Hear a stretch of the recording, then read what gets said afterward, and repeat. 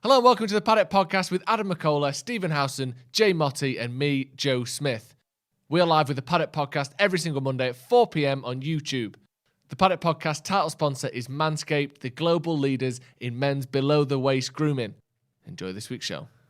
Hello and welcome to the Paddock Podcast. My name is Joe. I'm joined by Joe McGrath. Hello there. And Alex Bagley. Hello there. All right. And today, it's a bit of a deep dive today, if you want to call it that. Homework. I tell you what, I've never known homework to be done on a Paddock Podcast. It's called prepreparation. Yeah, and it's called preparation, but I'm ready for it. Because today we're going to be going through Erik Ten Hag's transfer history and looking at basically the brilliant work he's done, the amount of money Ajax have made, the amount of underrated, under-the-radar signings that Erik Ten Hag has made at Ajax, and just how that compares to the disaster of a 10 years Manchester United have had in the transfer market. So that's what we're going to be going through today. Get your thoughts in the comments. First of all, Alex, how you doing? I'm not bad. Yeah, good. Feeling it's good? It's sunny outside, isn't it? So everyone's in a good mood. It's good to be in the basement. It is. How are you doing? I'm very good, thank you. Yeah, I had a great day today. What have you been doing? Started my diet today. What's the diet? Wow. Just cut back. What have you had? All right, then you started your diet today. What have you eaten today so far? I've had a lovely omelette. And? Nice omelette, a bit of salad. That's it. 2 espressos. They've really helped. Really. So you've had an omelette and 2 espressos? What was in your omelette? Cheese. How much?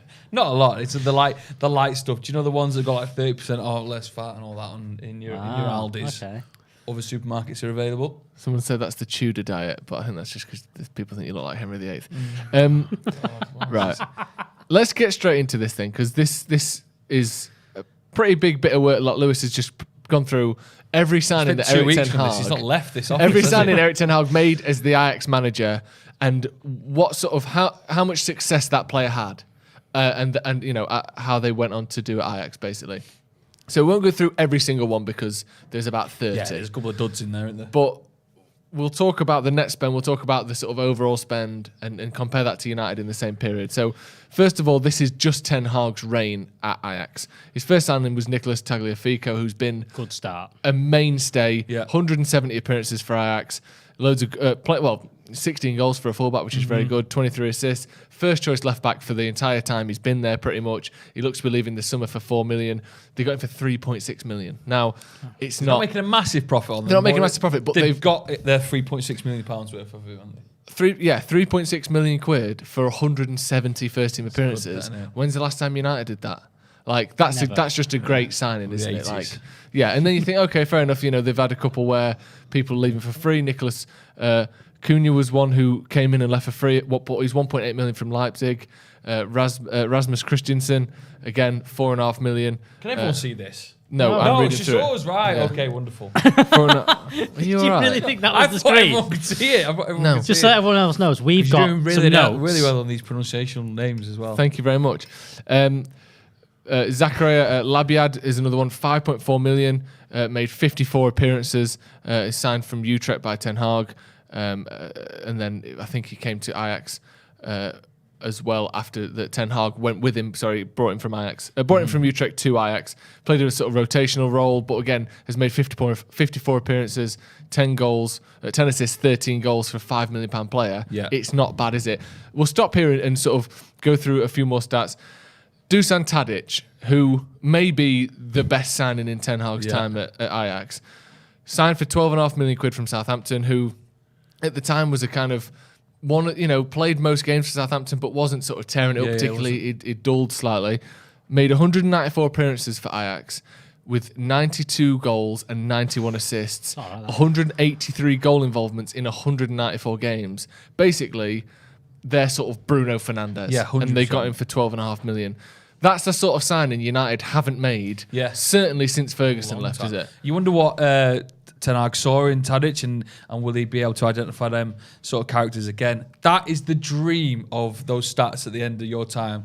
I bet he looks at that period of when he signed him to now, and he can read that and he can be proud of making that signing for that amount of money and knowing that Tadic has been so prolific for him. I think he must have seen something in the way he plays at Southampton that he can bring over to Ajax. But what them stats, everyone must be buzzing about that. Almost a goal or assist per it's game. insane. And just the sort of tactical vision to see him kind of not in the periphery, because he played, like I said, most weeks for Southampton, but this guy who, let's be honest, Ajax are a better team than Southampton. Yeah. And yet his numbers in what should be, a sort of a more difficult position, are way better for Ajax than they ever were for Southampton. He's improved him and brought in an absolute gem there. Yeah, it's but again similar to we said this before in the office, saying we don't want to do this, but you have to kind of compare this to like what Jurgen Klopp's done in signing players like Mo Salah, where he had good numbers at Roma. Yeah, but then he saw him and went, if we give him this much space and we put him in this system and have players around him that are going to feed him in a certain way, cover for him in certain ways, allow him to do this, we'll get the best out of him. And that's what's happened with Tadic, is that in this system where you're going to give him a lot of space, you're going to allow him to be the creative force, allow him to do what he does best. Because look, there's a lot of technically better footballers at Manchester United that just aren't putting those numbers up because they're not in the right team, in the right position and all that. That's what we need to do in the future, is finding players that can fit these roles that may not cost us 50, 60, 70 million. Yeah. And the other thing, you mentioned before, there is a few duds in there, but the amount of volume of players he gets in, a little fees here and there. You talk about Tagliafico there, signing for 3.6 million, he's played then. Yeah. But you're still going to make your money back off him later on down the line. You've signed someone for, I think there's a couple of ways, signed for a couple of million and sold again for the same 2 million. That's what you want to be able to do with the players. Yeah. Also, in an optimistic sense, is there people that he's seen in the United team already that are underperforming, like Tadic maybe was at Southampton, and he knows already he's going to get the best out of them in a certain way he's going to play? It's interesting you say that, because infinite potato with a super chat. I love an infinite potato. How good would that be? Like a is that your dream? An infinite potato. Where would you store it? Just put it long ways, straight up to the moon. Infinite Potato says, I'd like to see us not sign anyone and play the youth and loanees. Give 11 Hag the chance to prove how good he is at development. I think some of that's tongue in cheek. We're not going to not sign anyone. We need to improve. But it's almost to your point of like, let's see what he can actually do, or maybe we should be optimistic for some of the players we already have. Because when he left Tottenham, Dusan Tadic wouldn't have got in Southampton. Dusan Tadic wouldn't have got in United's team. No, of course not. And all of a sudden, 2 years later, he's playing against an Ajax team that if we'd have played them this season, certainly the way United were playing, I would have put Ajax favourites. Yeah. Do you know what I mean? So there are players probably in this United team that can be, the sort of players that Tadic has been at Ajax. Because I don't think Tadic is the best player in the world, but in the right system with the right qualities, like I said there, he's giving him almost a goal or assist every game. For a player that they signed for 12.5 million. Let's move on. Daley Blind, 14.5 million from Manchester United. Again, since he's been there, played 171 games, pretty much ever present in that team when he's been fit. Obviously, he's had his health issues at the time. But again, he's someone that's incredibly versatile and has played left back, has played centre mid, has played centre back. There's talk of United looking at Lisandro Martinez from Ajax, funnily enough, who we'll get to in a minute. There's talk of us looking at him. He's almost that similar thing. He can play centre-back, he can play left-back or right-back, and he can play as a defensive midfielder. Daley Blind has been the sort of signing where, again, you go, he could be a good player, but he's not been great at United in a struggling team, and yet you've picked him out for 15 million and made them a team that's capable of getting to the Champions League semi-finals. That's a brilliant attribute, isn't it, that Ten Hag seems to have. What did we buy him for as well? Daley Blind, what, 30? Probably similar to that. I think it was similar. I think they bought him back for nearly the same price. The same price. Yeah, it's still a mad signing considering he's been there for so long now since then and done very well with them. And they're the kind of players where you just go, he's not their star player, he's not their main man, but he fits in and plugs gaps and stuff like that all the time. Which United just don't have. They don't have the reliable players that we used to have. Liverpool have got that now in terms of players like James Milner and Henderson, where, to be honest, if you pick their first team, they don't play in it, but they can fill a gap here and there. They can play it right back if someone's injured. United used to have that with John O'Shea, Wes Brown, Darren Fletcher used to do it really well, where they're not the first name in the team sheet, they're worth maybe once in a while, but they can do a job and you know what they're going to do, and they know what's going on in the team. They don't look out of place every time. Even someone like Ryan Giggs, later on in his career, those last 2 or 3 seasons, he was that kind of utility player. He'd play at centre mid, he'd play on the left, he'd play as a sort of second striker. Like, even Ashley Young, I know he was a sort of symbol of United's decline by the end. But how many positions did he play for us? So many. He played as a number 10. I've seen him play as a striker for United. He played left wing, right back, left back. Like, we used to have players that were intelligent, that could move around, that could be used. Ideally, not every single week because they're either too a little bit past it, like Giggs was in those later years, or the quality wasn't quite there. But now it feels like we're a team full of players who only have one position and they're not that good at it. Yeah, let's just go through a few more of these and get to some of the talking points. Lisandro Martinez is a great example. 6.3 million from Defensa, who can play centre-back, left-back, CDM. Again, since he signed, 120 appearances, basically plays every week. He's their current player of the season. Permanent fixture, currently linked to United and Arsenal, fee around 30 million quid. So what's that, 24 million pound profit if they sell him? And on this profit thing, since Ten Hag, just in Ten Hag's time at Ajax, Ajax made 165 million pounds transfer profit. Nice. Now, and in the last decade, they've sold over 500 million pounds worth of players. Yeah. United, in the same time, who theoretically have better players than Ajax, have sold 470 million pounds worth of players, and in the last 10 years have got a net spend of minus 1 billion pounds. We've spent £1.5 billion since 2012, and we've brought in 470 million in player sales. So we're $1 billion in the red. And Ajax are making money on this system. I'm not saying that United need to be making money because the quality of Ajax and the standard that they are means that they're selling players at their peak to make this kind of money. Well, I don't want United selling players at their peak, but the fact that we're buying players and then selling them for less money every single time is just awful because most of those players aren't even there anymore. Maybe I don't have it. Maybe you can. Some people have got an answer for this. But when was the last time United sold a player at their peak to make Ronaldo? Money? That was ages 2009. ago. And that's the thing. Ideally, United will have the best players in the world at their peak, and they'll be happy, and they'll stay, and they'll perform. I don't want us to be selling. I don't want Rashford to get to a world-class player and then we're selling Sancho the same. We are inevitably going to make less money on transfers than Ajax because we can't sell players at their peak. But the fact that we've lost £1 billion with almost nothing to show for it. You look at what City have done in the last few years, and they've signed Jack Grealish, they've signed Haaland, obviously, and then this Alvarez. They're going to pretty much probably make that back with Ferran Torres went for 50, 60 million to Barcelona. Sane went for 60 million back to Germany, where they pretty much got the money back for him. And then they're looking like they're going to sell Sterling and Jesus for probably about 100 million this summer. And they've won, 10 trophies each? But those two players, so it's not like they've been wasting money, is it? No. But they've moved them on at the right times and gone, do you know what? We don't need you, Jesus, anymore. Let's take 35 million and do you know what? Let's reinvest that and get elsewhere where we need to strengthen. And that's what you need. If we sold a player of the quality of Sane, that would have crippled us. Yeah. He was, he would have. We'd have sold him, by the way, for 28 million pounds. Yes. And they sold him for 60? Yeah, because he'd have 1 year left of his contract, and if we didn't sell him for that, or he'd be on 350 grand a week, and we wouldn't be able to get rid of him. Yeah, and look, they are in a better position those with having that strength in depth where they can afford to lose players like that. But that's where you need to be, because I think the Klopp and Liverpool thing is a bit. People kind of look at it and go, but it is just the Coutinho one. The Coutinho one props that up, kind of thing. Yeah. It's the volume of players that you want to get rid of, where you go, do you know what, you can sell. Chelsea do it really well, where they sell so many players for 25 million quid, and you go, that's paid for Lukaku, and you don't need to worry about that. All the players they have on loan and stuff, and that's what United need to get back to. And people going, United don't need to do that. They shouldn't need to do that. They should just. You have to do it a little bit, because no one's going to be able to just. You're not always just going to be able to spend money, and you have to.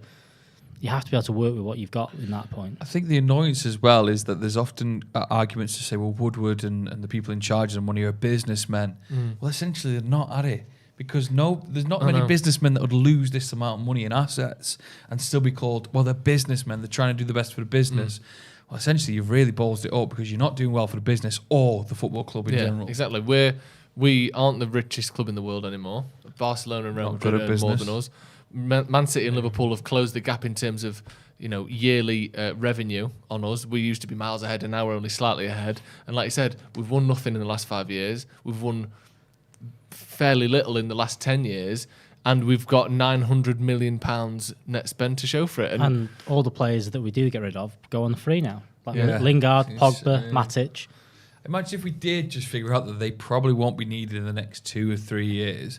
So we did do what Chelsea do and just get those 25, £30 million budgets for them, and then we just start clocking up a bit more money. The whole thing with Pogba is, we discussed it when we first started doing this, is could you have not sold him for 100 million then? Got all your money back, or 120 to ago. Barcelona and Madrid, where they were throwing money left, right, and centre. Yeah. Cash in on him then, reinvest it in the players that you need.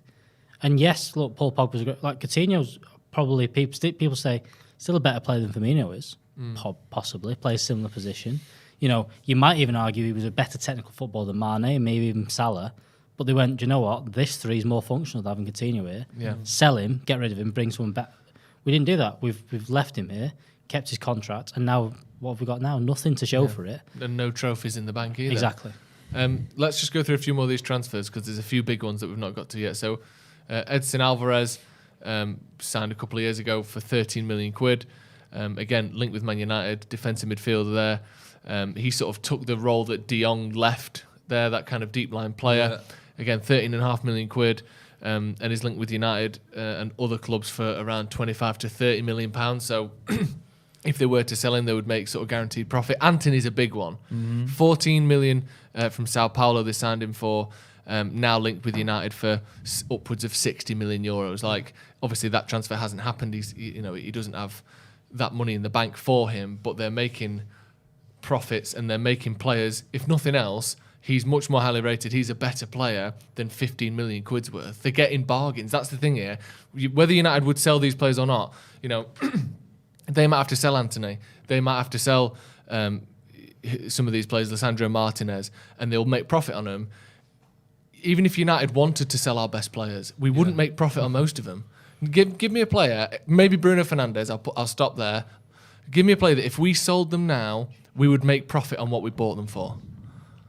Except I think we get 70 million for Bruno because he's brilliant. Yeah. And we've paid, 45? Is there anyone else? No, you won't get that. Let me know in the comments. Is there anyone, if United sold them, that we would make profit on? Well, how much would you sell David De Gea for?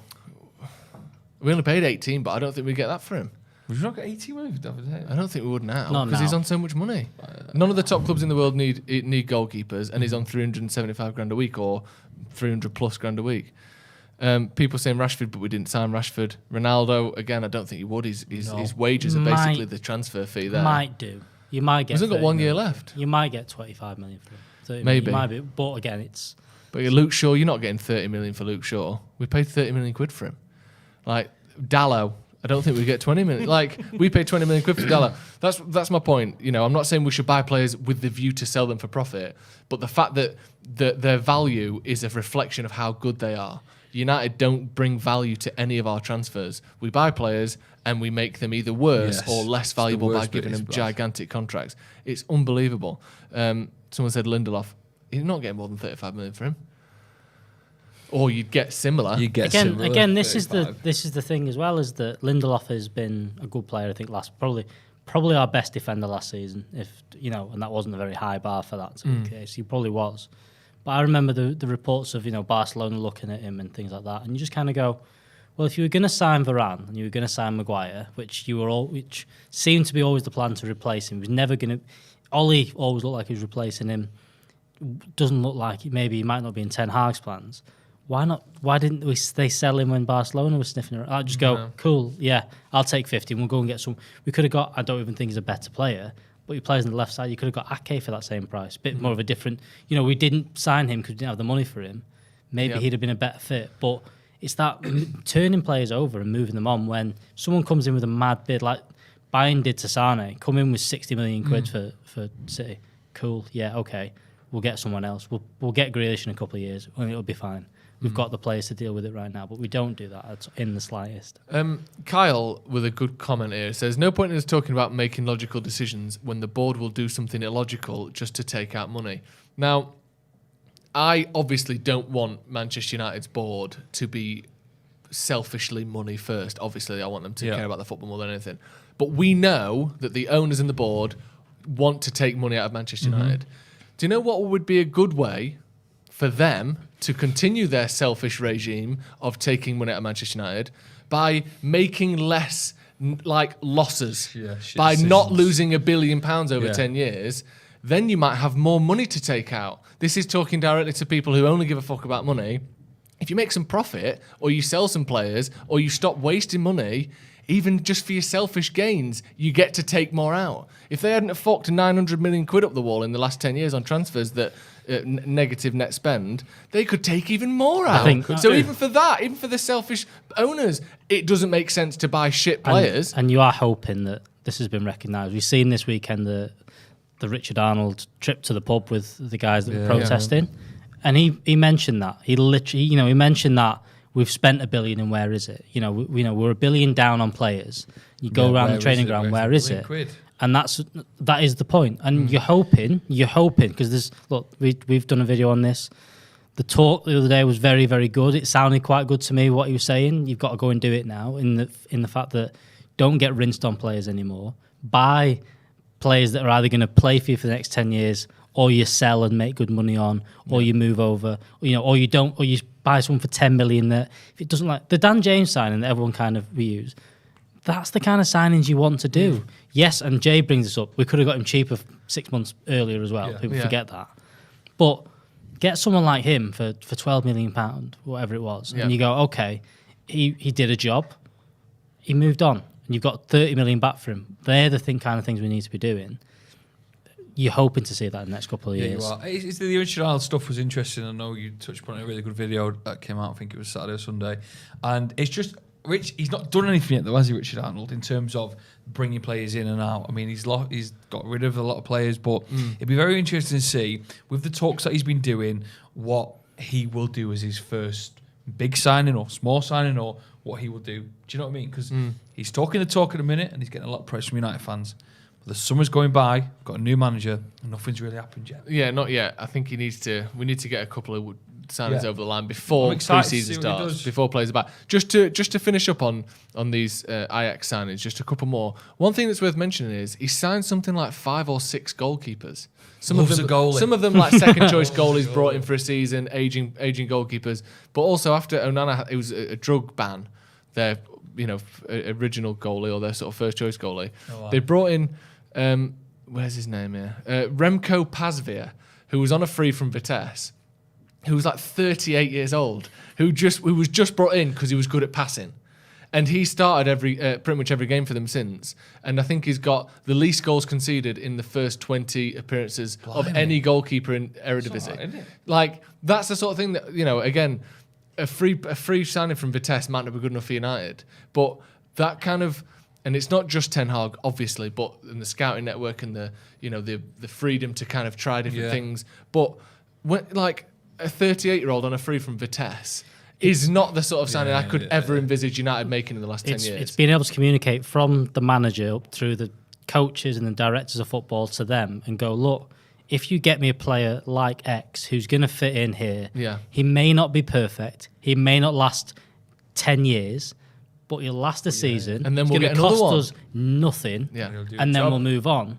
Which, again, even the ones that United have done in the past, Cavani seems to have cost us a fortune whilst doing it. And you just kind of like, was there not somebody else we could have got at the same time on a free transfer for less money? Or Amar Vij in the comment says, it also helps when the league is so weak, Joe. I understand that obviously the Eredivisie isn't the same as the Premier League.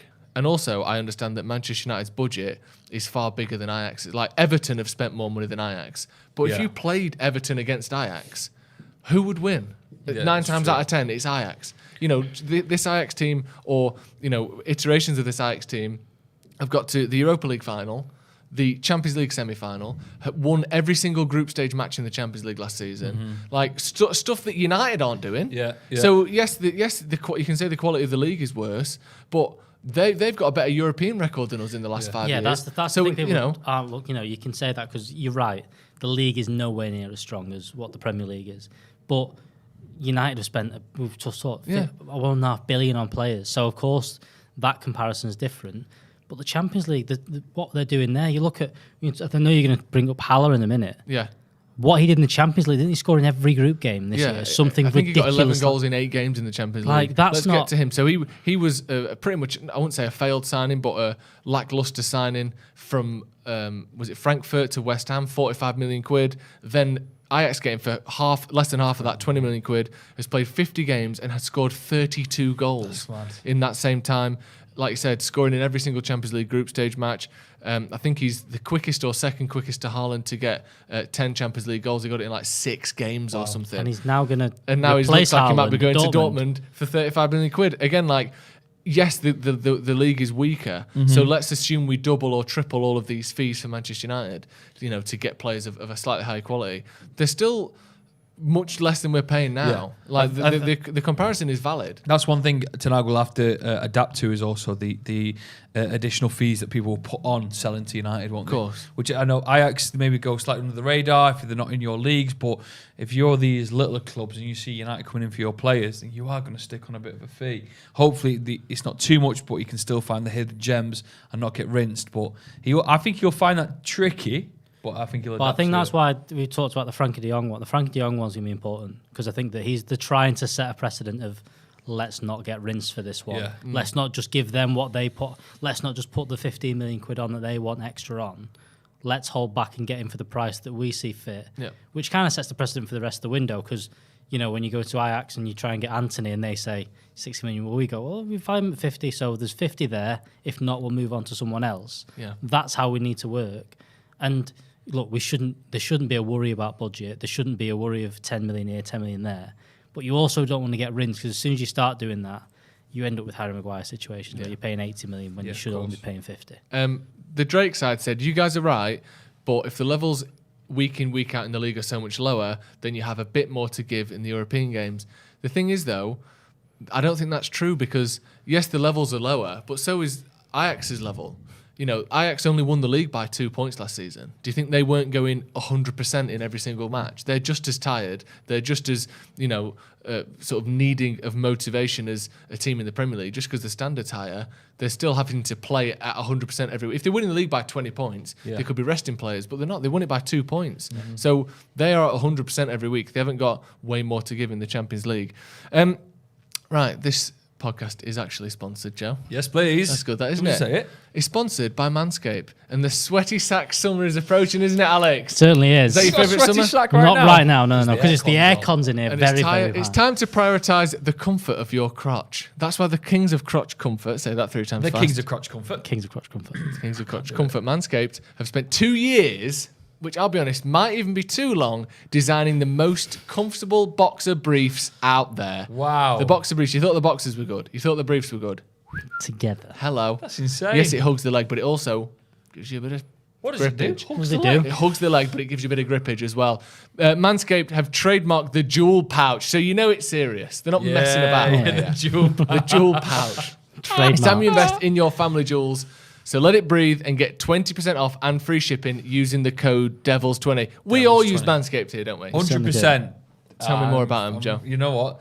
With the jewels, mine do shine as well. Do they? Put a bit of glisten on them. I tell you what, I had a big problem before with boxers. Before you had Manscaped? Before I had Manscaped, this is why I'm telling you, where boxers would kind of go a bit rubbish on me and rip at the gooch. And that's because you've got a highly alkaline gooch. I do have a highly alkaline gooch. I've been wearing Manscaped for a while now. The gooch is fine. Is it? Still sturdy. Still keeps my jewels nice and warm. And it locks in the scent. And it does. Whilst wicking away moisture. But you've got to go back. No. You're a dog walker as well. You've got to have the right boxers on when you're doing... My dog wears them as well. Yeah, it does. When you're out walking... That's not... No. When you're walking and it's... sweaty sack summer, as it says, you've got to have the right boxers on when you're doing that, don't you, Joe? Yeah, a little bit. Why is it all on me, this? Well, because Manscaped... you're the guest. Yeah, but... I tell you why it's all on you. Go on, here we go. Because it's going to be harsh. You've got a very hairy back. Yeah. Can you just... No, I don't know. No one needs to see that. No, you're not having it. Go and have a little look. Oh, wow. Do you know what I mean? I'm a hairy man. Yeah? So imagine what it used to be like down there before Manscaped took over. That's why you're the perfect case study, Joe. You're like a lab. You're like a human created in a lab to test how good Manscaped I could have been. is. Where do you think it was? Just a lab in Heaton Norris. Ormskirk. The micromodal fabric in the boxers is buttery, soft and breathable, isn't it, Joe? You spread it on toast? It keeps your cucumber cool. for you to walk, run, and strut, and the moisture-wicking boxes breathe without breaking a sweat as well. Wow. They've got no tags. It's just brilliant. It's the perfect boxer short. Yeah. Try it. Make sure you check out Manscaped. Get 20% off and free shipping using the code DEVILS20 at checkout. That is 20% off and free shipping using the code DEVILS20 at checkout. Once the Boxers 2.0 touch your sack, there's no going back. Wow. Thank you to Manscaped. Very good. Applause. Oh, very exciting stuff that, wasn't it? Should we talk a bit about transfers? Yeah, ready for it? I mean, we've already talked about some, but should we talk about some United transfers? Yeah.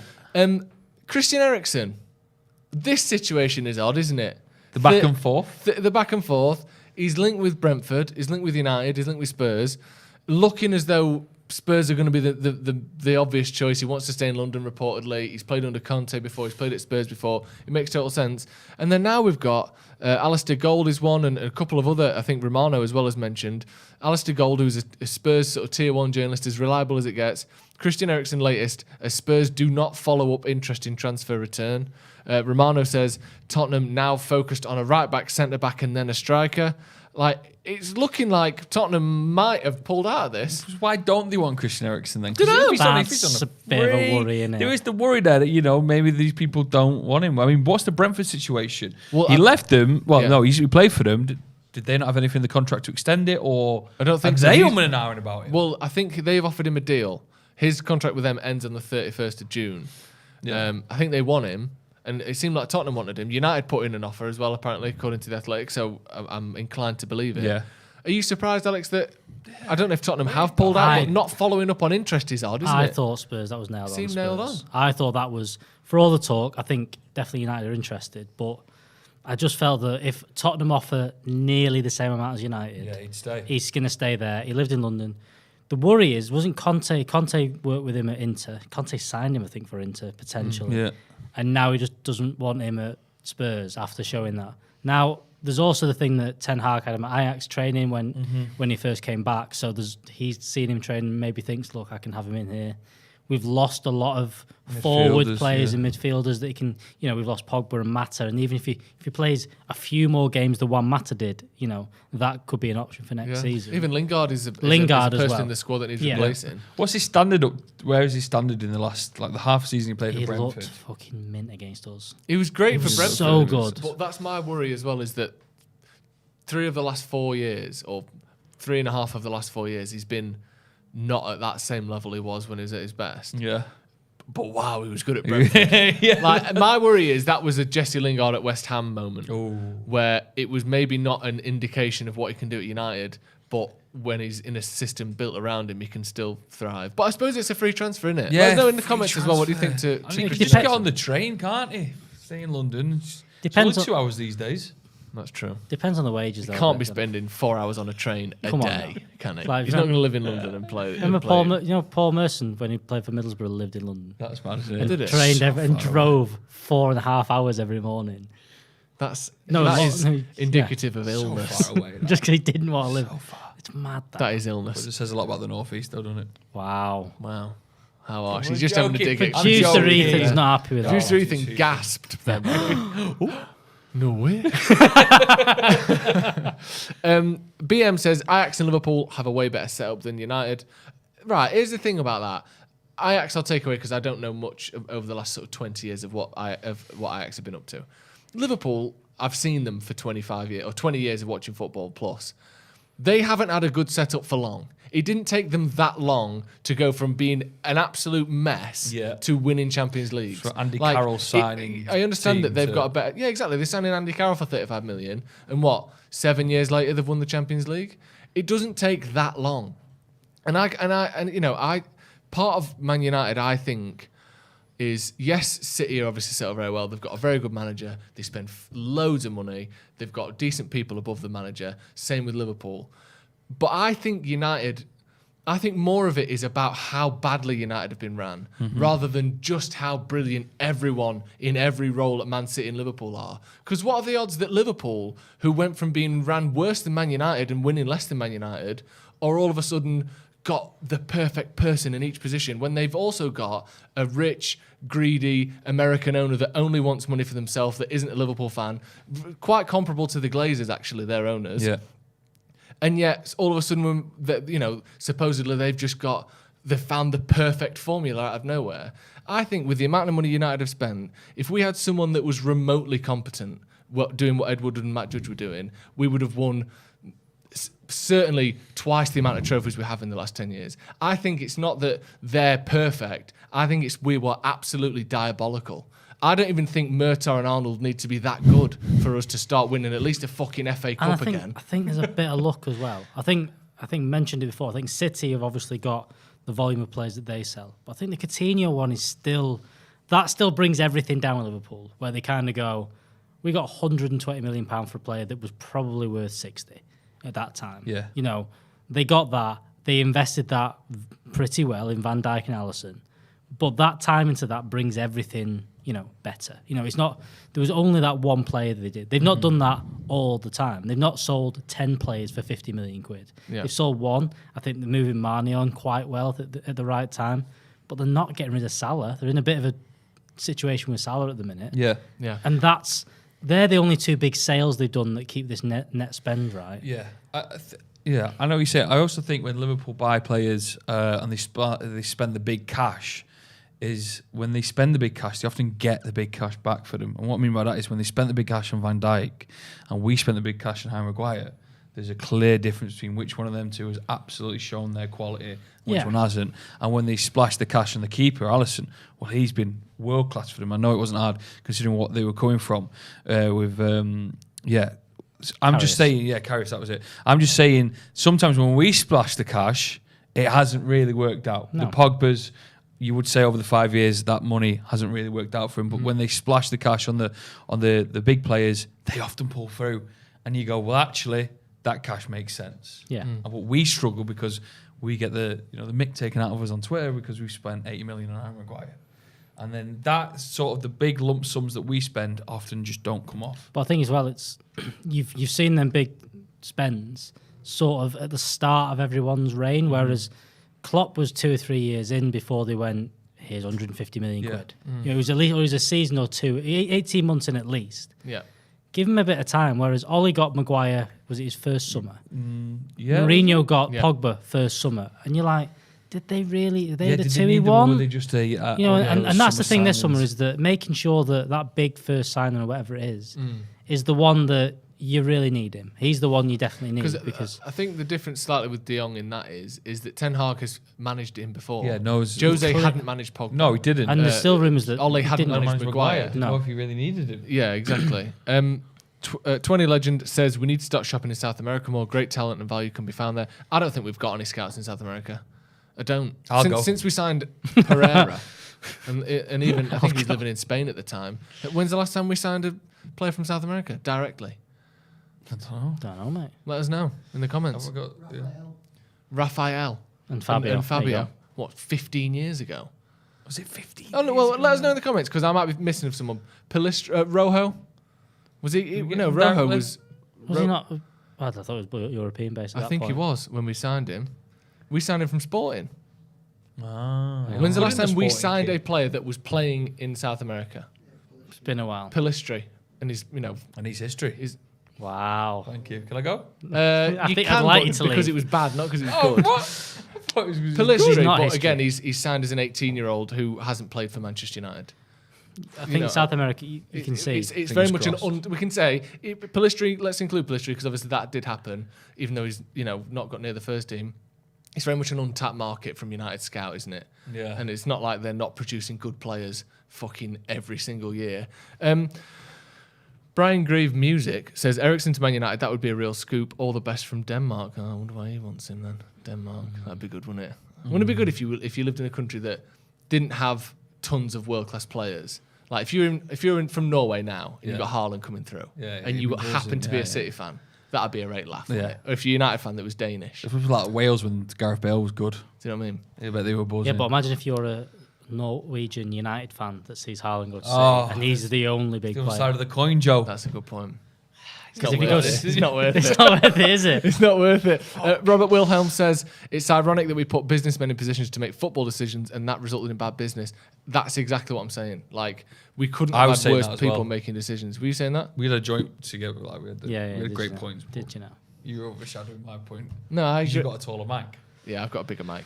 do this on another Aditya podcast. says, Woodward is an egotistical idiot. He was absolutely deluded. Shirt sales and other bollocks matter to him. You make more when you win. It's simple. Yeah, it seemed like we signed players for how many retweets they do rather than how well they play. Has he got another job? No.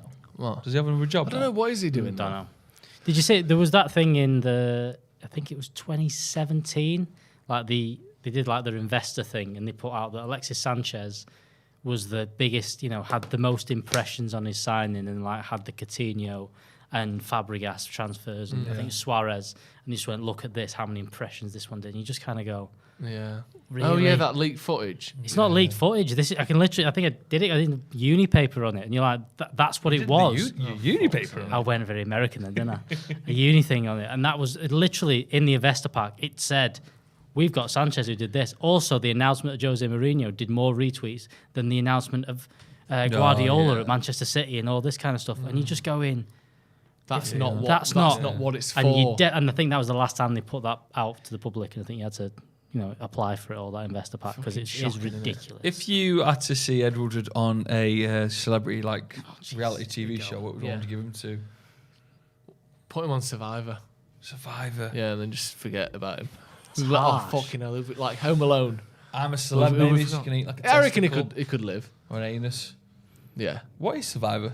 That one where they just put 30 people on an island and then just drive off. Say up for the best. 29 top reds and Ed Woodward. I don't, that won't last long, would it? At least he'd have a meal. TJ Stripe says, I agree, spending on money spending players... This is good. Use your words. Come on, Joe. Come on, I agree. Spending money on players who could get United back to winning ways would make the owners more money. Unfortunately, our owners are stupid. I think the thing is, buying players that would win you games is difficult. Yeah. Buying players that get retweets is quite easy, because if they're tweeted about a lot, if they're in the newspapers a lot, if they've got a high sort of net worth and Instagram following, you can guarantee you're going to get retweets. You can't guarantee success, and with the lack of brains, but I think the other thing is it's easy to do that way. The easy thing to do is you can gauge which player might be quite good by just going on social media. Anyone can do it. It's very difficult to find the best director of football around by just going on Twitter. It's you're not going to find that, because most of them people haven't heard of. And you can't do your scout report on YouTube doing that, but you can do it on there. If you have people in charge that don't really care, that's what they're doing. They're going on, Pogba would do quite well. Let's get him. You're not going to have that for a technical director or scouts and stuff. You actually have to do a bit more work to that and invest in different areas other than just 90 million on him. That'll do. Done. Yeah. Abhinav Verma says Conte didn't like Eriksen at Inter. He wasn't a fan. Well, he didn't play that much today. I think Conte joined after Eriksen was already there, apparently. Right. But either way, he didn't play that often. Right, do you have a Wally of the week, Alex? I do not. I've got Joe McGrath. Do you have a Wally of the week? Who's been a bit of a Wally this week? It's a feature we like to do called Wally of the Week. Where we go through and basically say, this person's been a bit of a Wally. You got one? No. You don't tell me about these things. We've been on the podcast so many times. But everything rolls into one. You should have known. Everything rolls into one. Give us your Wally of the week in the comments. My milkman, because it was a Wally. I said, we don't need milk on the Monday because I was on holiday to the Wednesday. We get home on Tuesday evening. No chance. I've got 2 stinky bottles of milk chilling outside my front door. It's a bit humid. What we're going to do with that? I did drink them. I didn't. What we're going to do with that? Bin. Did you have to pour more? Waste. Of course I did. Yeah. It was all like curdled and that. So my Wall of the Week is my milkman. Adam Les says milkman don't exist anymore, pal. They definitely do. He was quick on that comment, wasn't he? He was, yeah. Yeah, they do. Milkmen do exist. I'm going to agree with David Harrington. I'm going to go with Paul Pogba for saying that United offered him nothing. How can he just get away with what the comments say? Because he's got the comments. What? So United offered Paul Pogba $300,000 a week, and he went, they've offered me nothing. Can I do the Disrespect. same? That's more than the average person in the UK earns in 10 years. He would get that a week, and he's describing that as nothing, by the way. Carry on. Can I do the same one I did a couple of weeks ago, but with more facts? Why are you both cheating? With Santa Claus? No, the Live Golf one. All the Live Golfers and every fall out of that. Poulter and Westwood came out. They asked Ian Poulter, would you play in a golf tournament if Putin ran it? And he went, I'm not going to comment on that. And it's just They're just idiots, a lot. I just can't believe they've done it like for what it is. Phil Mickelson in particular as well, having a right good chop at the US Open. He 11 over par and missed the cut, which is really good. And it was good to see Matt Fitzpatrick win US Open last night. Can you pick another one independently of Gomez? Can you pick one? I just did my Milkman. Another one then. Another one then, independently of milk. If that's how you want to do it. No, that's going to be all from me. That's going to be all from us. Thank you very much. Oh, he's got jiu-jitsu. That's for why joining us. I've got a jiu-jitsu class at R5, and it's my first ever one. It's called Jiu-Jitsu Fundamentals, and I'm going to get smoked. Yeah, I'm going to get absolutely battered. So if I'm on a video tomorrow with a black eye and a neck and a fucking neck brace on, looking like him from Sopranos, that's why. But thank you very much for joining us. Let us know your thoughts in the comments below. Can Ten Hag bring his transfer success to Manchester United? What do you reckon? Yes? Yeah, bring it on. Yeah. Let's do it, really. See you in a bit.